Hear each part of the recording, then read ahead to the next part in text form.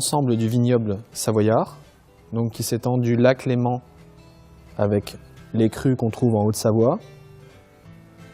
Ensuite, en descendant vers le lac du Bourget, on retrouve tous les crus qui sont autour du lac du Bourget, de Frangy à Seyssel, en passant par la Chautagne, par Jongieu, Montoux, Marétel. En descendant, on arrive sur la Combe et la Cluse de Chambéry, qu'on assimile un petit peu. La Combe, plus en partant vers Albertville, et la Cluse, plus en étant collée à Chambéry.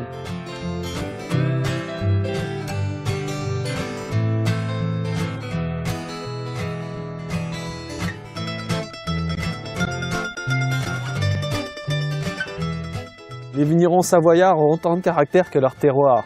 Voilà, ce sont vraiment des gens de la terre, des gens qui n'oublient pas leurs racines et qui s'inscrivent vraiment dans ce schéma-là. On est dans l'authenticité, vraiment. Et aussi, je voudrais tordre le cou à cette image des vins vifs, des vins durs, des vins acides. Ce n'est plus vrai. Ce n'est plus vrai du tout. Il y a aujourd'hui tous les jacquères, tous les Apremont, on est dans le terroir d'Apremont des Abîmes, donnent des vins aujourd'hui élégants, fruités et avec une belle amplitude.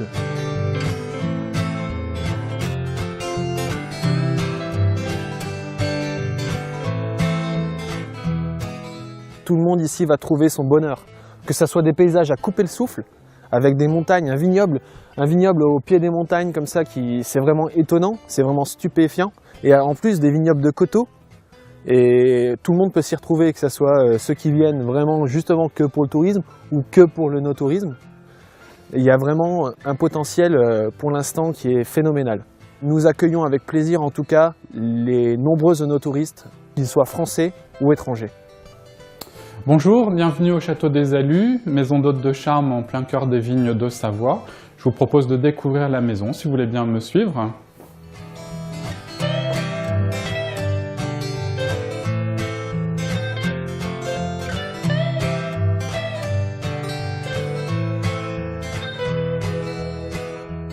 Le Château des Alus est une grande propriété qui est située à égale distance entre Chambéry et Albertville. Nous sommes en plein centre de la Combe de Savoie, qui est le lieu privilégié de production des meilleurs vins de Savoie.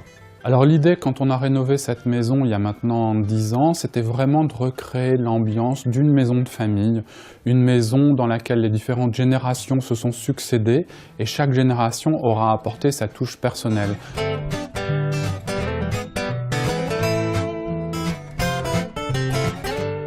Voici donc la salle à manger qui est décorée de panneaux de boiserie qui proviennent d'une ancienne pharmacie. Et c'est ici qu'on va partager le soir le repas en formule table d'hôte, donc une grande table autour de laquelle l'ambiance est très conviviale et très chaleureuse. On utilise en priorité les produits bio de notre jardin potager en carré et toute la cuisine est une cuisine vraiment de saveur, de goût, aux connotations terroir, mais pas une cuisine typiquement savoyarde. Il n'y a pas que des fondus ou des tartiflettes, par exemple. Nous essayons de promouvoir les vins de Savoie et autour de la table d'hôte, je ne propose que des vins de Savoie. On a la chance d'avoir une grande variété de production de vins de Savoie, différentes variétés. Donc on a par exemple dans les blancs de la Roussette, de la Jacquère, dans les rouges un vin qui s'appelle la Mondeuse et qui est typique de la Savoie et que l'on peut découvrir ici autour de la table d'hôte. Vous avez justement un label vignoble et découverte, c'est ça? Oui, donc on a eu la chance de faire partie cette année du label vignoble et découverte qui permet d'identifier des lieux qui vont promouvoir ces vins de Savoie.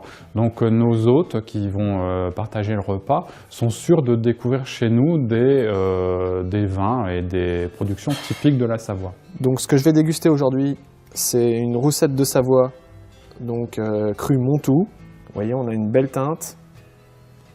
Assez doré, ce qui correspond d'ailleurs à ces arômes, parce que ces arômes, c'est un petit peu, on est un peu sur des choses un peu cirées, cire d'abeille, un peu abricot, avec une belle complexité de terroir. Et c'est vraiment le terroir qui donne cette impression de cire d'abeille, ce côté un peu mielé. C'est pas du tout l'élevage ou la vinification. Donc ce que je déguste maintenant, donc c'est une mondeuse de Savoie.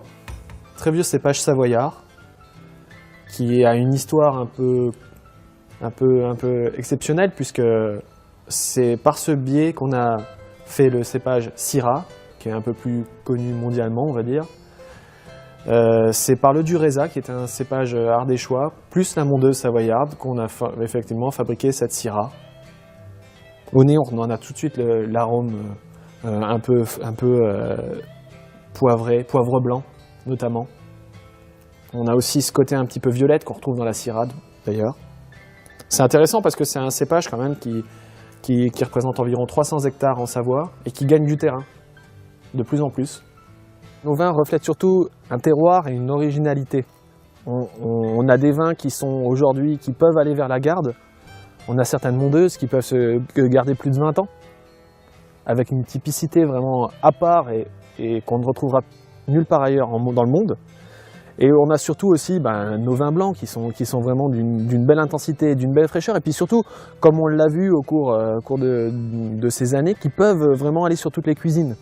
Donc aujourd'hui, vous venez ici en Savoie pour le patrimoine, pour la gastronomie locale, et puis pour nos vins qui méritent vraiment d'être valorisés parce que vraiment le labeur du travail des vignes sur ces coteaux qui sont assez parfois vertigineux mérite vraiment le détour.